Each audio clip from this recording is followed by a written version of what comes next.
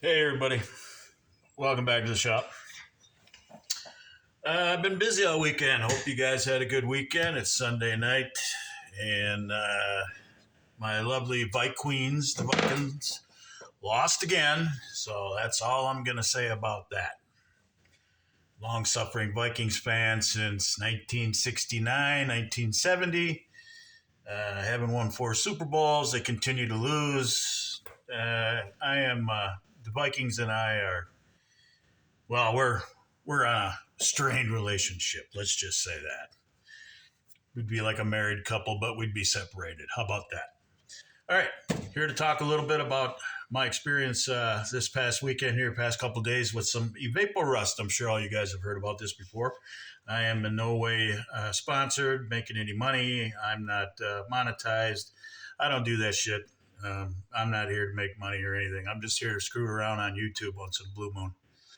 But Evapo-Rust is a water-based rust remover, and there's lots of ways to remove rust.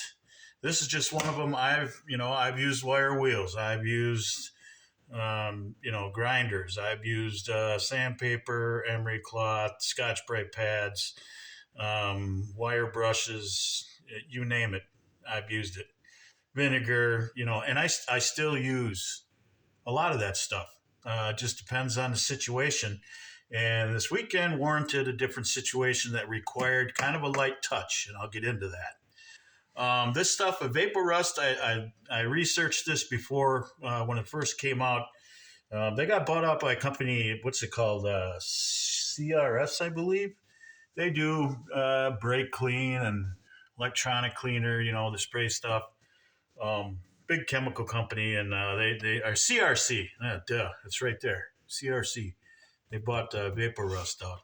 This is some proprietary stuff. It's water based, so that makes it relatively non-toxic. However, the water content is 80 to 90% according to their SDS, their safety data sheet, or MSDS is what they called it in my day, material safety data sheet.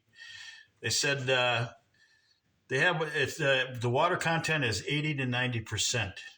Well, it's not just water; it's a specific water, and it's called this rust removal chemical contains they call it the American Chemical Society and the Division of the Chemical Abstract Services, which is a bunch of fancy words for a bunch of scientists and chemists and brainiacs and nerds that like that stuff, and they help companies come up with CAS numbers and nomenclature, which is how they figure out the names, and they assign them. It's a registry of numbers that they assign each and every chemical, and then that's how they can identify the chemical on the SDS or in transit, in trucks, have an accident, poison control. It's a fast way to reference the chemicals just by the number in case there's trouble, a spill, a hazmat incident, chemical exposure, somebody ingested this stuff, which I wouldn't recommend. But they call it water number 7732-18-5. And if you look that up, it just says basically it's water, but it's of a different grade. For instance, it's the deionized or the distilled water or the highly filtered ultra pure stuff.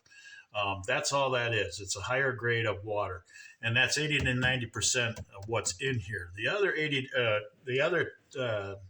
10 to 20% is, of course, a proprietary compound.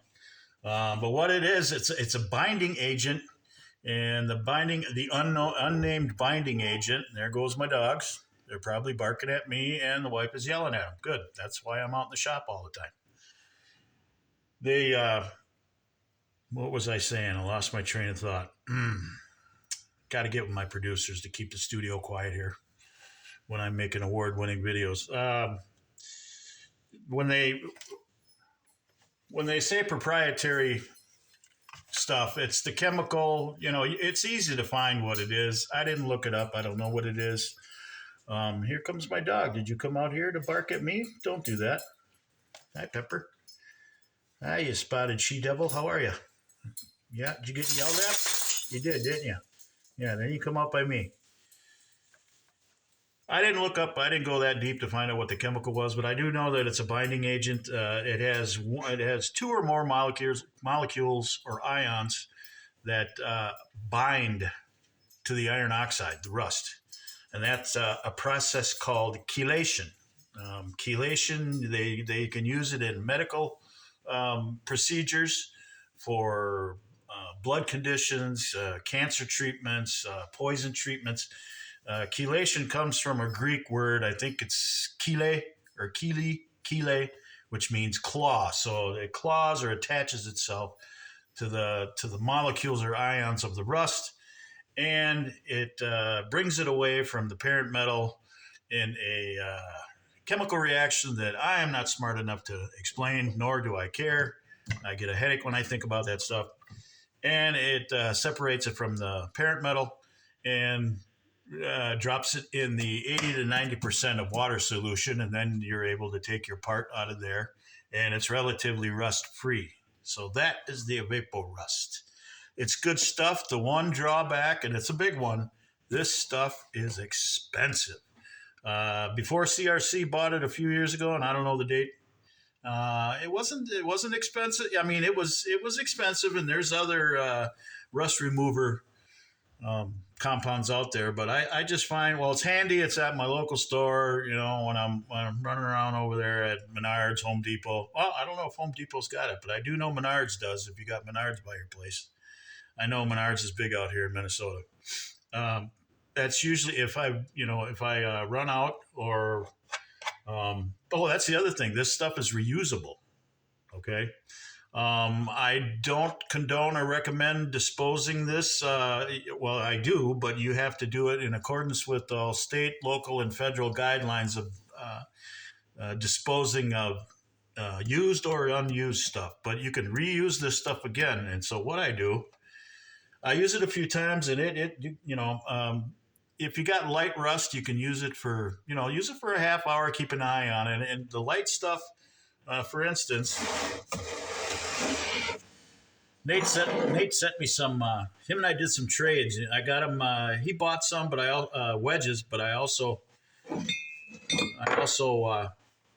traded. He knew him and I had talked about some. Now I can't remember what these are. Cap wedges. And you can't find these things anywhere. They were big in Europe. They were big down under, down in Australia, New Zealand, I guess, I'm told. If I'm wrong, I don't know, let me know. But I don't know. These I don't know. I like them. I was fascinated by them, but I had a hell of a time trying to find any. I couldn't even find any on the flea bay. And Nate and I were talking. He's like, yeah, hey, I've come across a few of them. Let me go dig them up. I think I got a few want to trade? And I said, sure. So I gave him some wedges besides the stuff that he bought. And thank you for that. I don't know what I'm going to use them on yet, but these were heavily rusted. And I don't know if you can see those. Let's take a look in my high-tech, super expensive camera. And this set, I could have let these sit half hour, 45 minutes, an hour, and I would have been all right. But I was checking them. And I thought, well, what the hell? Most of the time when I use a Evapo-Rust, I let it sit overnight because usually the stuff I have is really rusty. These weren't that rusty, but they were rusty enough. I didn't want to fiddle with the wire wheel and the dust and all that shit. So that's another thing. You just pour it in a pan or a can or a jar and throw your parts in and forget about them. Come back. Well, don't forget about them, but come back and retrieve them. And they usually look like this. And now I could just take some steel wool or some Scotch-Brite or some sandpaper and shine them up a little bit and use them, just like our axes. So this brings me to this. Let's see. Did I cover everything about Evapo-Rust? When I use this stuff, I got myself a long time ago a little lab heating pad. This particular one is a Corning. It's used. I got it off the flea bay. I think I paid $20-25. And these little things, man, if you need to heat up something in your shop instead of using the oven or don't use the microwave, for God's sakes. Don't use that stuff. Don't bring your shop into the dishwasher and ovens. And I hear so many stories about, and microwaves. This little thing was built for labs. This heats up all the way up to 55 degrees Celsius, which land on the moon math is a little over 1,000 degrees Fahrenheit. And you have your dial here. I don't have it plugged in, obviously. Got the dial, and then you got a digital readout here of your degrees in Celsius. And I got well, you can't see it now, but where the plate sits, I got a chart that I made of a conversion chart from Celsius to Fahrenheit. And you can dial this thing right to the nuts if you want to. It's really handy. I also use this to make my axe wax. I use it all the time in my shop. Anyway, if you're gonna, it helps to heat the Evapo-Rust up a little bit. As with anything, usually, if you wash your hands, you want to use warm soap and water because it just emulsifies and it just helps. So I usually heat this up to about 80 to 100 degrees. This stuff is, according to the SDS, it's not flammable, but you don't want to test that theory. So don't be heating it up and trying to get it to a boil. And it says on the SDS that it isn't toxic and doesn't create any toxic fumes or anything, but just, be careful, be smart about this stuff. Use your common sense. Okay. This is just what I do. I'm not recommending anything to anybody. I'm just saying what I do. I'm not telling anybody to buy this stuff. I'm not telling anybody to heat it up. I'm just telling you what works for me. You hear that, YouTube? Get off me. So, if you can, look for your, and there's other ones out there, but I've had experience with these in the trades industry, and they're really hardy. They're really tough. They take a beating, and they work really, really well. I don't think they make these anymore, but I'm not sure. But I knew what I was looking for when I needed a heating plate.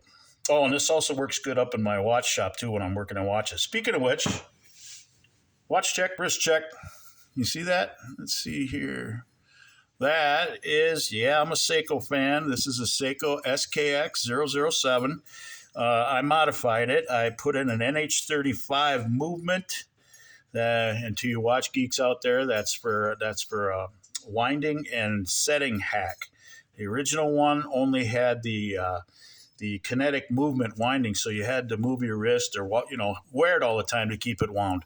This one, I replaced the movement in it, and I put an NH35 in.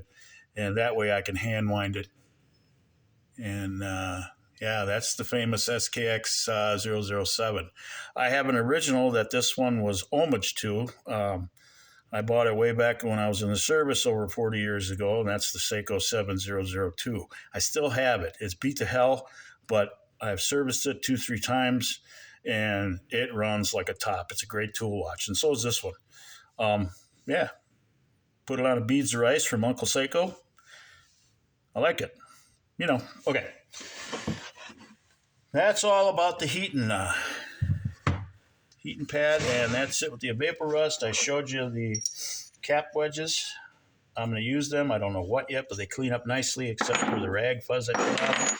Now, this is how I came to, and this is what it looks like. This is just after a soak of those wedges and a couple of the hand axes or hatchets that I have, and I'll show you.